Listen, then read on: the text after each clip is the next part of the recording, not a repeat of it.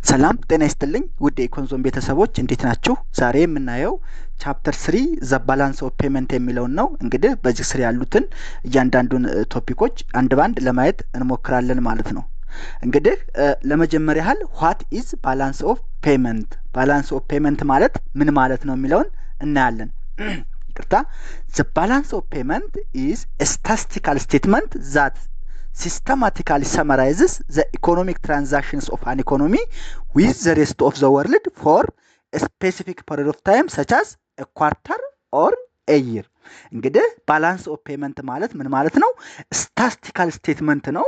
ስታቲስቲካል ስቴትመንቱ ነው ሲስተማቲካሊ ኢኮኖሚክ ትራንዛክሽንን ኦፍ አን ኢኮኖሚ with the rest of the world ያለውን ሲስተማቲካሊ ሰመራይዝ የሚያደርግ ስታቲስቲካል ቱል ምን ይባላል ማለት ነው? ባላንስ ኦፍ ፔመንት ይባላል ማለት ነው። ዘ ኢኮኖሚክ ትራንዛክሽንስ ኦፍ አን ኢኮኖሚ ኮንሲስትስ ኦፍ ኢምፖርትስ ኤንድ ኤክስፖርትስ ኦፍ ጉድስ ሰርቪስስ ካፒታል አስ ዌል አስ ትራንስፈር ፔመንትስ ሰች አስ ፎሬን ኤድ ኤንድ ሬሚታንስ። እንግዲህ ኢኮኖሚክ ትራንዛክሽን ኦፍ አን ኢኮኖሚ የሚባሉት የገቢና ወጪ እቃዎችን፣ ሸቀጦችን፣ አገልግሎቶችን፣ ካፒታልን እና ትራንስፈር ፔመንትን ለምሳሌ እንደ ውጭ እርዳታና ሬሚታንስ የመሳሰሉትን ይይዛል ማለት ነው። የኢኮኖሚ ትራንዛክሽን የሚባሉት ምን ናቸው ብንባል ኢምፖርት ኦፍ ጉድስ ኤንድ ሰርቪስስ፣ ካፒታል፣ ትራንስፈር ፔመንት የመሳሰሉት ምንድን ናቸው ማለት ነው? ኢኮኖሚክ ትራንዛክሽንስ ናቸው ማለት ነው። እነዚህን ኢኮኖሚክ ትራንዛክሽኖች ደግሞ ሲስተማቲካሊ ሰመራይዝ የሚያደርግልን ስታቲስቲካል ቱል ምን ይባላል? ባላንስ ኦፍ ፔመንት ይባላል ማለት ነው። እንግዲህ the balance of payment is the most important statistical statement for any country because of the following reasons. balance of payment በጣም አስፈላጊ የሆነ ስታቲስቲካል ስቴትመንት ለአንድ ሀገር አስፈላጊ የሆነበት ምክንያት በሚከተሉት ሶስት ምክንያቶች ነው ይላል። አንደኛው it reveals how many goods and services the country has been exporting and importing.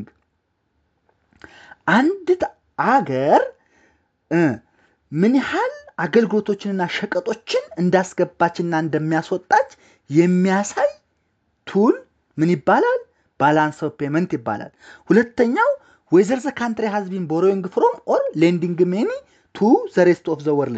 ሁለተኛው ምክንያት ደግሞ ይህች ሀገር ለሬስት ኦፍ ዘ ወርልድ ለሌላው ዓለም ከሌላው ዓለም እየተበደረች ነው ወይንስ ለሌሎች ዓለም እያደረገች ነው እያበደረች ነው የሚለውን ለማየት ለመገምገም ያስችለናል ማለት ነው።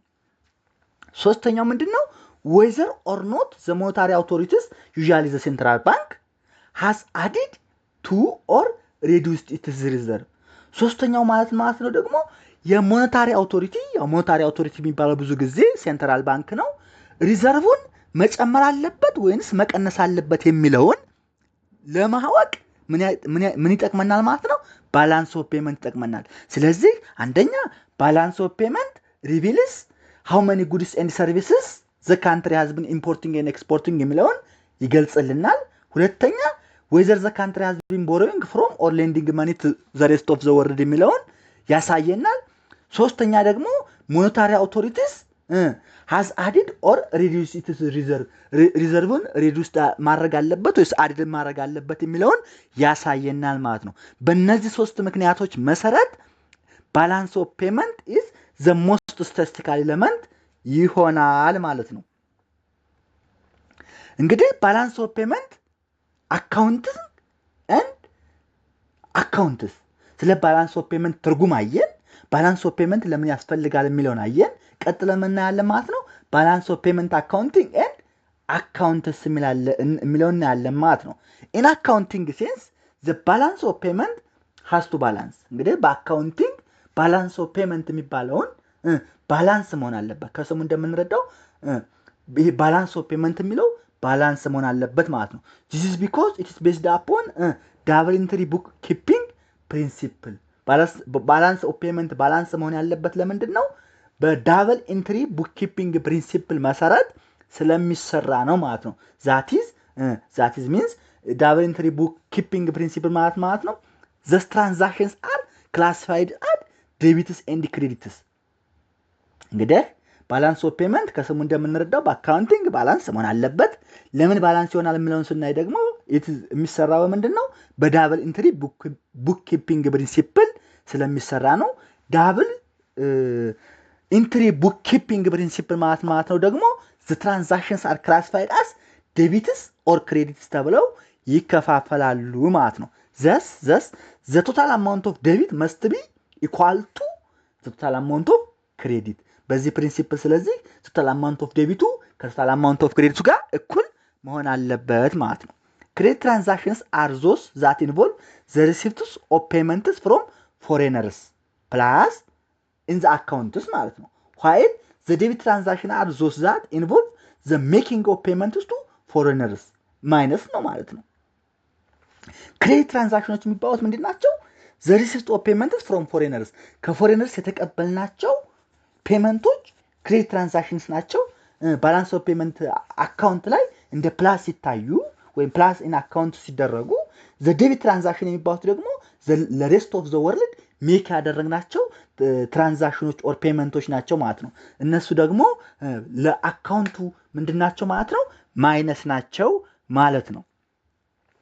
ስለዚህ ሰብ አካውንት ኢን ዘ ባላንስ ኦፍ ፔመንት የሚባሉ አሉ ማለት ነው። ቱ ዚስ ሰብ አካውንትስ ኢን ዘ ባላንስ ኦፍ ፔመንት የሚባሉ አሉ ማለት ነው።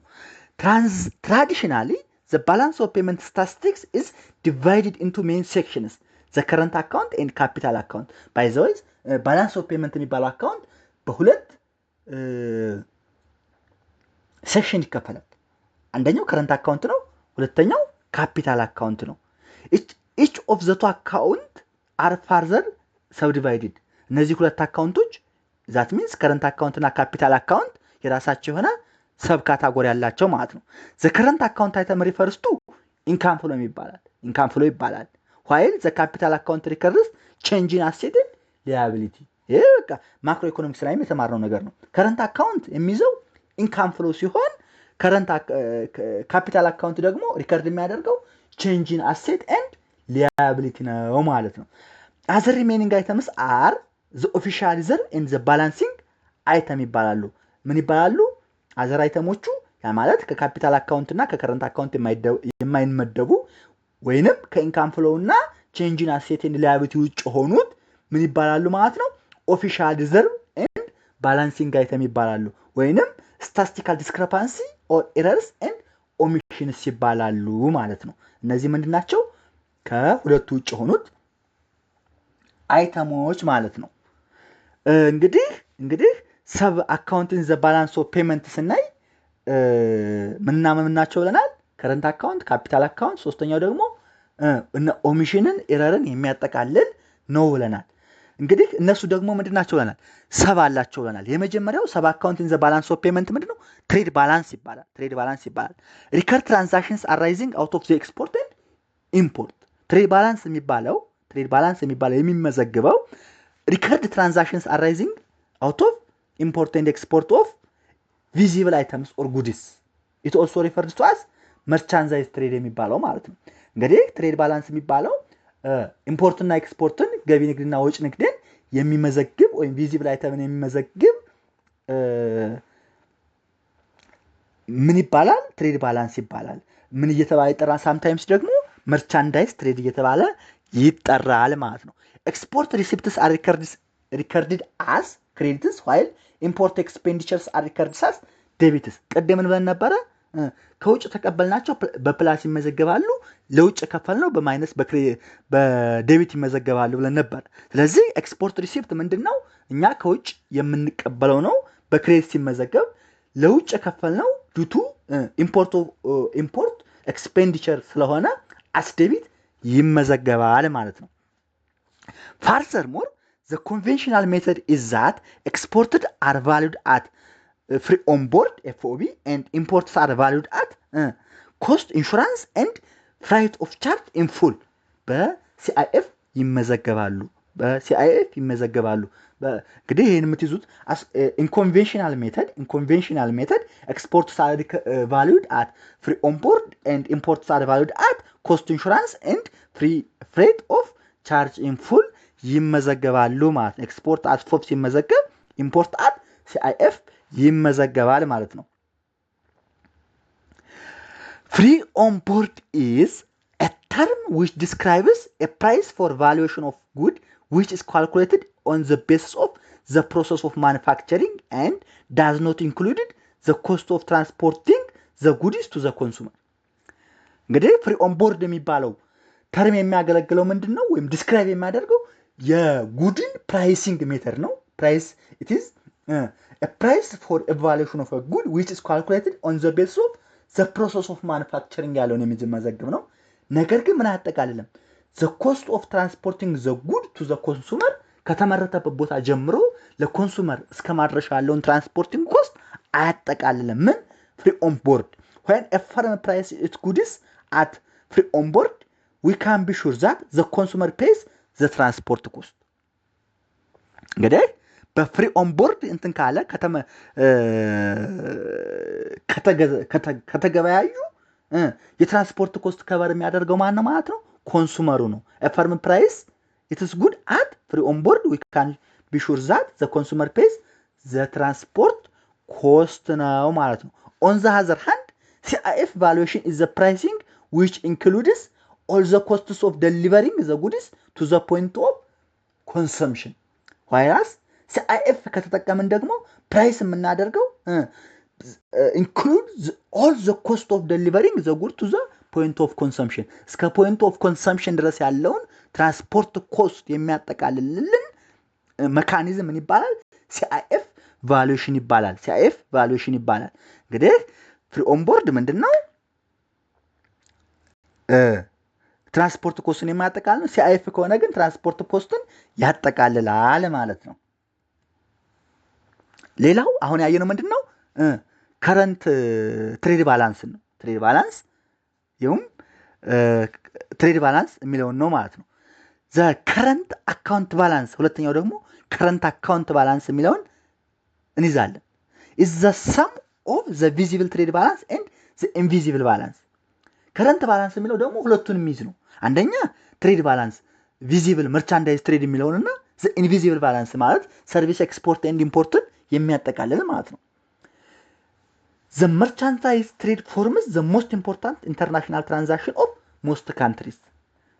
እንግዲህ merchandise trade የምንለው visible trade balance ማለት ነው። ስለዚህ merchandise trade is the most important international transaction for most countries.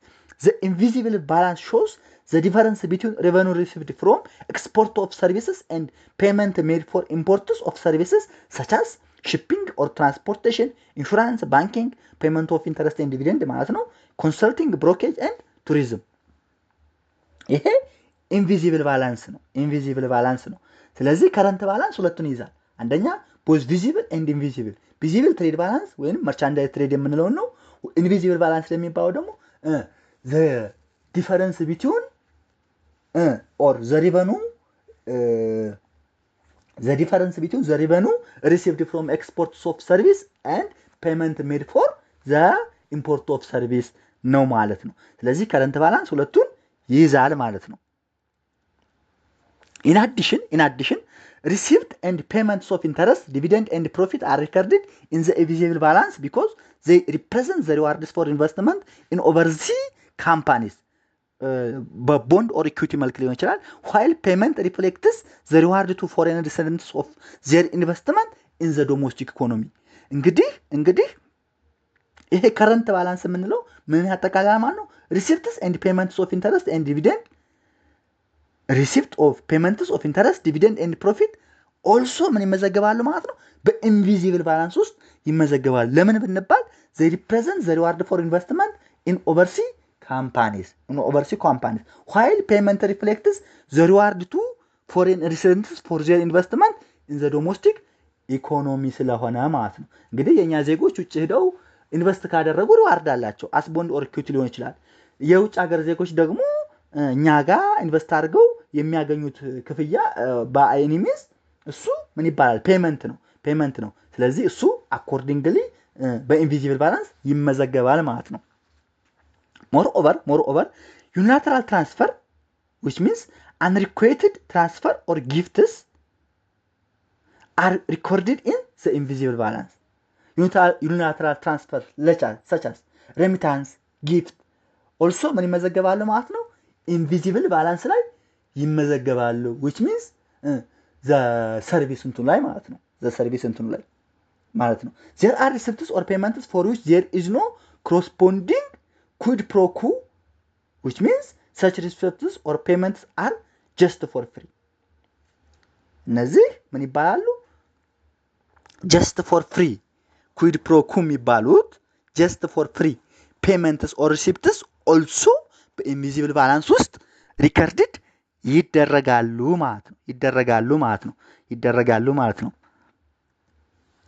ዩኒላተራል ትራንስፈርስ ኦር አንሪኩዊትድ ትራንስፈርስ ካን ቴክ 3 ፎርምስ እነዚህ ዩኒላተራል ትራንስፈርስ ጊፍትስ ሬሚታንስስ በሶስት ፎርም ይዛሉ ማለት ነው። አንደኛው ፕራይቬት unrequited transfers or gifts such as migrant workers remittance to their families back home ለምሳሌ ሳማን እናንተ ውጭ ሀገር አሜሪካ አውሮፓ ቤተሰብ ቢኖራችሁ እሱ ቢልክላችሁ ምን ይባላል? እሱ ፕራይቬት unrequited transfer ይባላል። ኦፊሻል unrequited transfer የሚባለው ደግሞ such as pure aid or grant by government በገቨርመንት የሚሰጥ ከሆነ ደግሞ ኦፊሻል unrequited transfer ይባላል።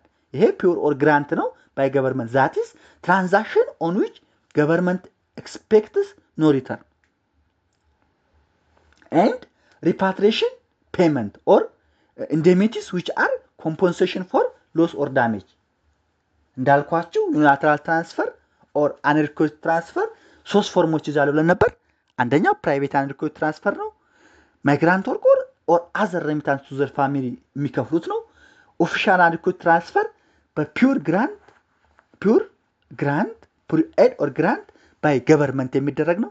ሶስተኛው ደግሞ repatriation payment or indemnity which is compensation for loss damage የሚጠቃለል ነው። ስለዚህ እነሱ ሶስቱ ዩኒላተራል ትራንስፈር ውስጥ የሚመደቡ ናቸው። ዩኒላተራል ትራንስፈር ውስጥ ደግሞ ምን ውስጥ ይመደባሉ ማለት ነው?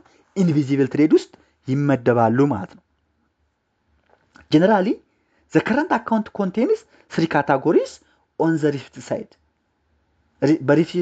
በሪሲፕት ሳይዱ current account ሶስት ነገሮችን ይዛል። አንደኛው export of merchandise invisible trade የሚባለው ማለት ነው። ሁለተኛው export of service invisible trade የሚባለው ማለት ነው። and income received on asset or investment abroad እነዚህን ሶስት ነገሮች ይዛል። the three counterparts on the balance the three counterparts on the payment side import of merchandise import of service and income payments on foreign asset የመጀመሪያው export of merchandise export of service and income received on asset or investment abroad በክሬዲት ሳይት የሚመዘገቡ ሲሆኑ the counterparts which means payments which we made to foreigners የሆኑ import for merchandise import of service and income payment on foreign asset debit balance of the current account የሚመዘገቡ ናቸው ማለት ነው። ስለዚህ current account ሶስት ነገሮችን ይዛል። አንደኛው ትሬድ ባላንስ ኢምፖርት ኤንድ ኤክስፖርት ኦፍ መርቻንዳይዝ የሚባለው፣ ሁለተኛው ኢንቪዚብል ትሬድ የሚባለው ኤክስፖርት ኤንድ ኢምፖርት ኦፍ ሰርቪስ፣ ሶስተኛው ደግሞ ጀስት ፔመንትስ ትራንስፈርስ ኤንድ አዘር ሪሲፕትስ የሚያጠቃልለው ሶስተኛው ፓርት ነው። ስለዚህ ከረንት አካውንት እነዚህን ሶስት ነገሮች ይዛል ማለት ነው። ሌላው ሁለተኛው ምንድነው? ዘ ካፒታል አካውንት ባላንስ ነው። መጀመሪያ ላይ ስንነሳ ባላንስ ኦፍ ፔመንት ሶስት ነገሮችን ይዛል ብለን ነበር። ከረንት ባላንስ፣ ካፒታል አካውንት ባላንስ እና ሶስተኛው ኤረርስ ኦሚሽንስ እነሱን ያጠቃልላል ነበር። ከረንት አካውንትን አየን፣ ሶስት ነገሮችን አየን። ኤክስፖርት ኤንድ ኢምፖርት ኦፍ ጉድስ፣ ኤክስፖርት ኤንድ ኢምፖርት ኦፍ ሰርቪስስ ኤንድ ትራንስፈርስ ሬሚታንስስ፣ እነሱን ሶስት ካታጎሪዎችን ይዛል ብለን ነበር። አሁን ወደ ካፒታል አካውንት ባላንስ ኔት ደግሞ ዘ ካፒታል አካውንት ሪከርድስ ትራንዛክሽንስ ኮንሰርኒንግ ዘ ሞመንት ኦፍ ፋይናንሻል ካፒታል ኢንቱ ዘ ካንትሪ ኤንድ አውት ኦፍ ዘ ካንትሪ። ይሄ ሞመንት ኦፍ አሴትስ ነው ብለን ነበር። ካፒታል አካውንት ቀደም ብለን ነበር፣ ሞመንት ኦፍ አሴትስ ብለን ነበር። ስለዚህ ካፒታል አካውንት ሪከርድ ትራንዛክሽንስ ኮንሰርኒንግ ዘ ሞመንት ኦፍ ፋይናንሻል ካፒታል into the country, which means capital inflow are credit items and out of the country capital outflow are debit items ማለት ነው። capital comes into the country by borrowing, sales of overseas assets and investments in the country by foreigners. እነዚህ ምን ይባላሉ? capital comes to the country ይባላሉ። some of the investments are real ሊሆኑ ይችላሉ። for example land, building and machinery, while others ምን ሊሆኑ ይችላሉ? ፋይናንሻል ሊሆኑ ይችላሉ። ለምሳሌ ቦንድስ፣ ስቶክስ ኤንድ ባንክ ዲፖዚትስ ሊሆኑ ይችላሉ ማለት ነው። ስለዚህ ካፒታል በቦሮዊንግ፣ በሴል ኦፍ ኦቨርሲዝ አሴት ኦር በኢንቨስትመንት ኢን ዘ ካንትሪ ባይ ፎሬነርስ መልክ ሊመጣ ይችላል። ይሄ ካፒታል ኢንፍሎ ደግሞ ሁለት መልኮች ሊይዝ ይችላል። አይዘር ሊሆን ይችላል፣ ፋይናንሻል ሊሆን ይችላል ማለት ነው። ኦፊሻል ካፒታል ፍሎ ሪፈርስ ቱ ገቨርንመንት ኤንድ ሴንትራል ባንክ። ኦፊሻል ካፒታል ፍሎ ምን ይይዛል ማለት ነው? ሪፈርስ ቱ ካፒታል ኤንድ ሴንትራል ባንክን ይይዛል ማለት ነው። ካፒታል ኢንፍሎ አዘር ዛን ኦፊሻል አር ፎሬን ፕራይቬት ካፒታል። ከካፒታል ኢንፍሎ አዘር ዛን ኦፊሻል ሚንስ ካፒታል ፍሎ ባይ ገቨርንመንት ኤንድ ሴንትራል ባንክ የሆኑት ማለት ነው። ከነሱ ውጭ ያለው ደግሞ ምን ይባላል? ፎሬን ፕራይቬት ካፒታል ይባላል። ኢፍ ፎር ኤግዛምፕል አን አሜሪካን ፈርም ኢንቨስትስ $100 million in Ethiopia, this transaction will be presented as debit in the US balance of payment and credit in the balance of payment of Ethiopia። ምክንያቱም ምንድነው? ካፒታል ኢንፍሎ ወደ ሀገራችን ስለመጣ ማለት ነው። ምን አይነት ካፒታል ኢንፍሎ ነው ከተባለ ይሄ ሪል አይደለም፣ ጀስት ሪል አይደለም። ኢፍ ፋይናንሻል ፍሎ ነው። ስለዚህ አሜሪካን ፈርም ኢትዮጵያ ውስጥ $100 ሚሊዮን ኢንቨስት ቢያደርግ ለአሜሪካ ምንድነው ይሄ ዴቢት ሳይድ ሲያሳይ ለኢትዮጵያ ክሬዲት ሳይድ ነው የሚሆነው ማለት ነው። ሌላው ይቅርታ አራተኛ ያልኳት ሶስተኛ ነች። ስታቲስቲካል ዲስክሪፓንሲ ኦር ኔት ኤረርስ ኤንድ ኦሚሽንስ። አሁን ባላንስ ኦፍ ፔመንት ሶስት ነገሮችን ይዛል ብለን ነበር። ከረንት ባላንስ፣ ካፒታል ከረንት አካውንት ይቅርታ ወይም ከረንት ባላንስ፣ ካፒታል አካውንት፣ ቼንጅ ኢን አሴት ማለት ነው።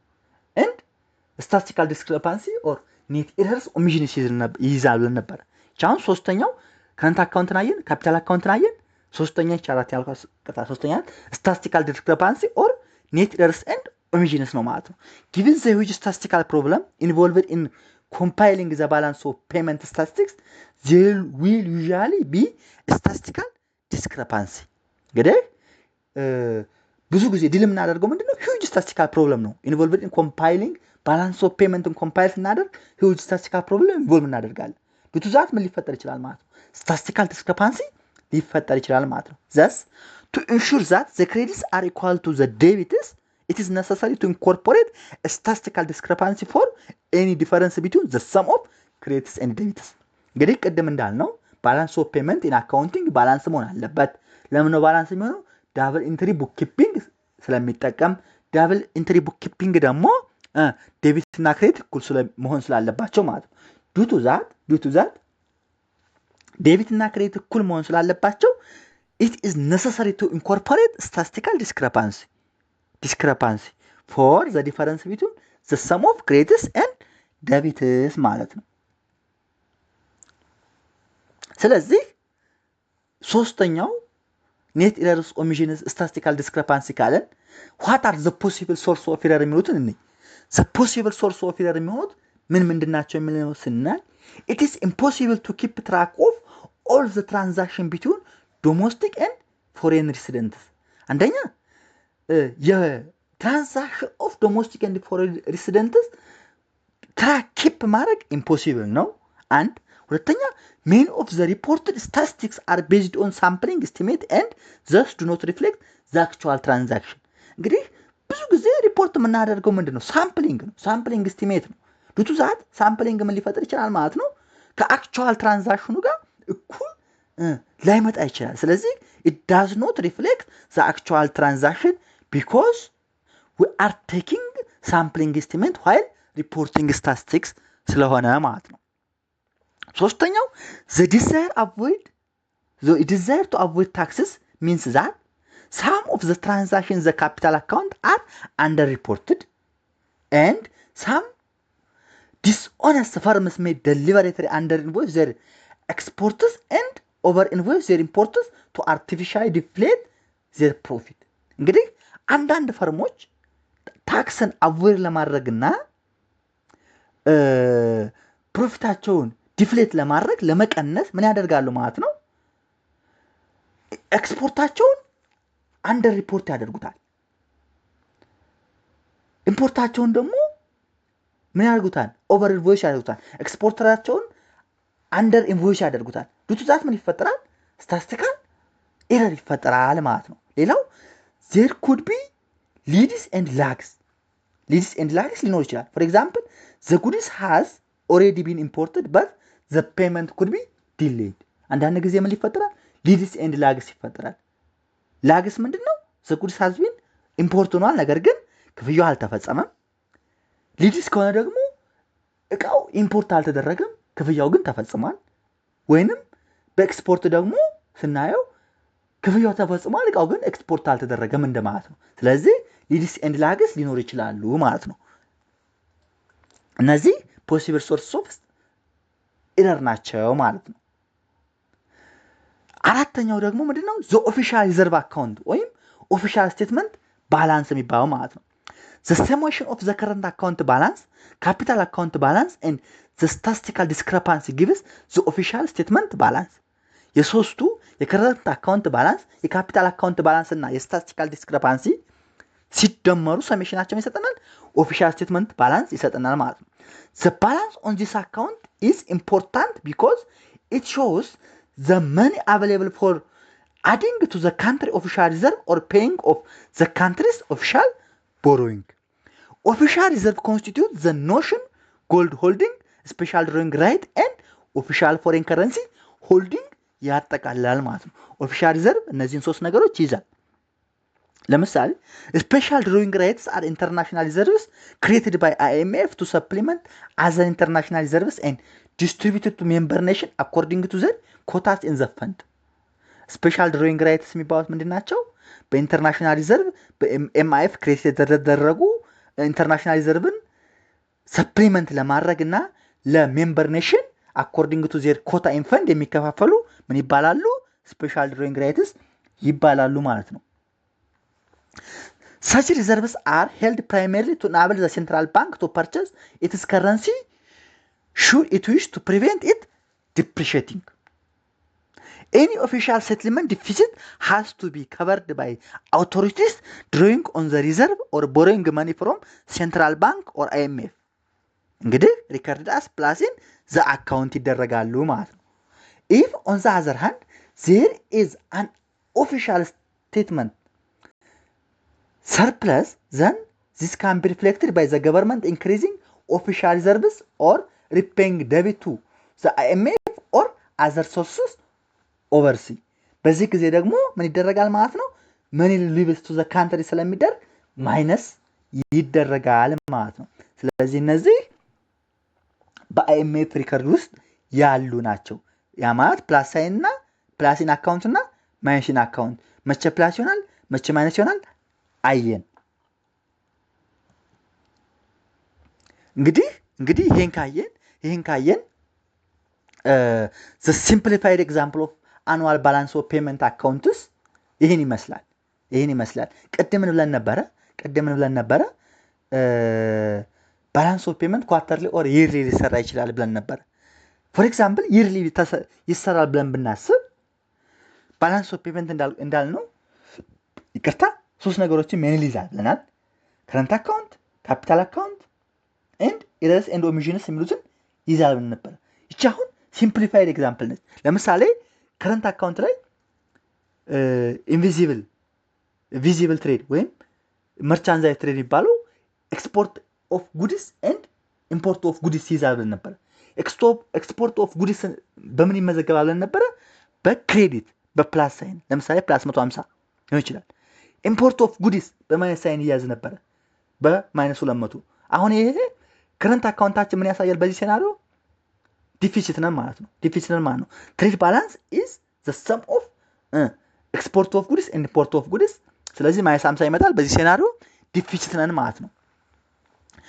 ሌላው ኤክስፖርት ኦፍ ሰርቪስ በፕላስ ይመዘገባል። ኢምፖርት ኦፍ ሰርቪስ በማይነስ ይመዘገባል። ኢንተረስት ፕሮፊት ኤንድ ዲቪደንድ ሪሲቭድ በፕላስ ይመዘገባል። ኢንተረስት ፕሮፊት ኤንድ ዲቪደንድ ፔድ በማይነስ ይመዘገባል። ዩኒላተራል ትራንስፈር በፖዚቲቭ ይመዘገባል። ከረንት አካውንት ባላንስ አሉ፣ ካፒታል አካውንት ባላንስ አሉ። ስለዚህ ይሄ ጀስት ሳምፕል ባላንስ ኦፍ እንትን ነው። ምን ፖዚቲቭ ምን በኔጌቲቭ ይመዘገባል የሚለውን ሲምፕል እስካሁን ስናወራ የዋለውን አጠቃሉ የሚይዝ ዳታ ነው ማለት ነው። ማየት ትችላላችሁ ማለት ነው። ስለዚህ የዛሬው ክላሳችን በዚሁ እንጨርሳለን። ስላዳመጣችሁኝ አመሰግናለሁ። ሰብስክራይብ ያላደረጋችሁ ሰብስክራይብ ማድረግ ቤተሰብ እንድትሆኑ በአክብሮት ጠይቃለሁ። በሌላ